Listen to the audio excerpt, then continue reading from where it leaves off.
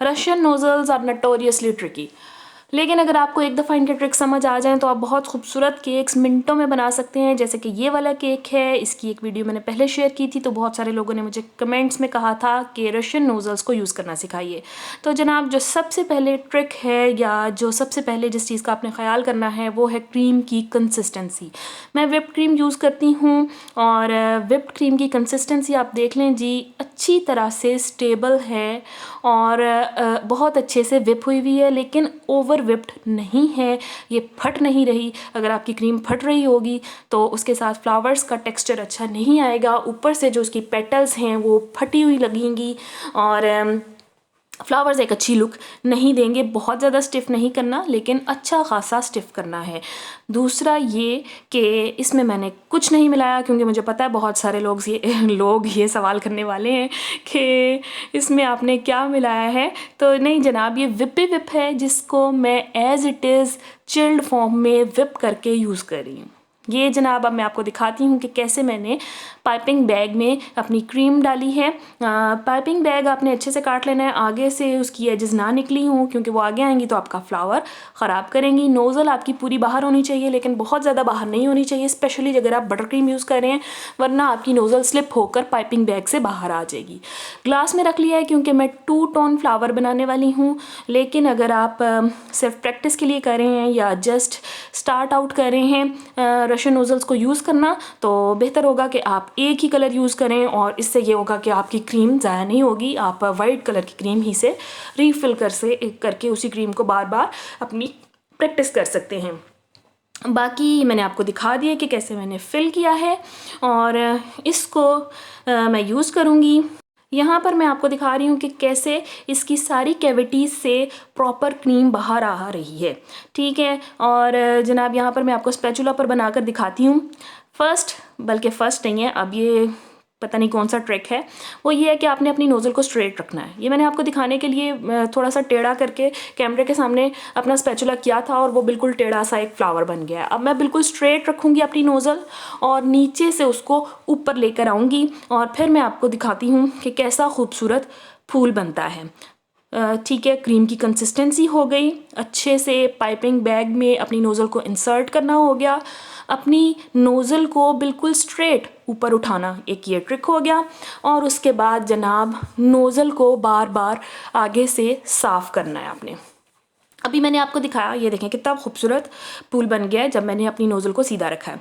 अब ये देखें जी, इसमें मैं आपको दिखा रही हूँ कि सारी कैविटीज़ से क्रीम बाहर आ रही है, लेकिन वो आपस में मिली हुई नहीं है, आपस में एक दूसरे को स्मज नहीं कर रही। अपनी अपनी कैविटी से जो जो उसकी प्रॉपर जगह है वहाँ से सीधी बाहर आ रही है और ये इसी तरह से फ्लावर बना देगी।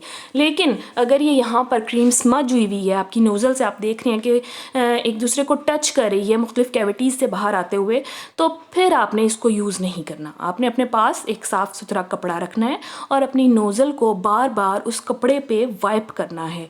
जहाँ पर भी आपको लगे कि क्रीम आपस में स्मज हो रही है, आप अपनी नोज़ल को साफ़ करेंगे। कुछ लोग ये भी कहते हैं कि आप हर दफ़ा हर यूज़ करने से पहले, फ्लावर पाइप करने से पहले अपनी नोज़ल को एक दफ़ा साफ़ कर लें, तो उसमें भी काफ़ी टाइम लगता है। बस उसमें ट्रिक यही है कि जब आपने देखना है कि बाहर जब क्रीम आ रही है जहाँ से, वो आपस में जुड़ी हुई ना हो। अगर वो नहीं जुड़ रही तो आप उससे मज़ीद फ्लावर्स पाइप कर सकते हैं। अब यहाँ पर जो वीडियो है, मैंने इसको कहीं से भी एडिट नहीं किया, इसकी स्पीड मैंने बढ़ाई है, लेकिन मैं आपको दिखाना चाह रही थी कि किस तरह से मैं अपनी बार बार नोज़ल को साफ़ कर रही हूँ। अगर कहीं पर मेरा फ्लावर ख़राब हो रहा है तो मैं उसको कैसे ठीक कर रही हूँ। गलती मुझसे ये हुई कि कैमरे की सेटिंग ख़राब हो गई और मेरा पाइपिंग बैग जो है बिल्कुल वो कैमरे के फेस पे आ रहा है, लेकिन जो मकसद था वो पूरा करना था, इसलिए मैंने इसको एडिट नहीं किया। मैं आपको फिर भी वीडियो आपके साथ शेयर कर रही हूँ।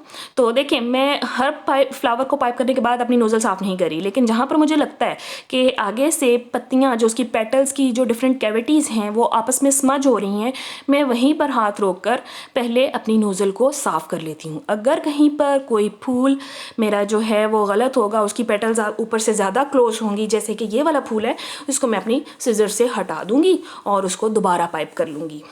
अगर आपके पास इस तरह की सीजर्स नहीं है तो भी कोई मसला नहीं है, आप अपने ऑफसेट स्पैचुला से स्मॉल साइज़ का लें और उससे भी साफ़ कर सकते हैं, अपनी पैलेट नाइफ से साफ़ कर सकते हैं, कोई भी चीज़ है आपने उसको यूज़ करना है अपना फ्लावर हटाने के लिए, और वो आप कर लेंगे।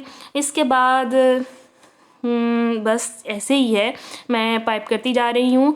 और ये मेरा 6 इंचेस का केक था, 2 पाउंड्स का ये केक था, और 6 इंचेस के पैन में मैंने इसको बेक किया था। अब यहाँ पर मुझे फ्लावर्स को प्लेस करने में थोड़ी सी मुश्किल हो रही है, कहीं पर जगह ज़्यादा बच जाती है और कहीं पर कम बचती है, तो इसको भी किसी तरह से फिगर आउट कर लेंगे।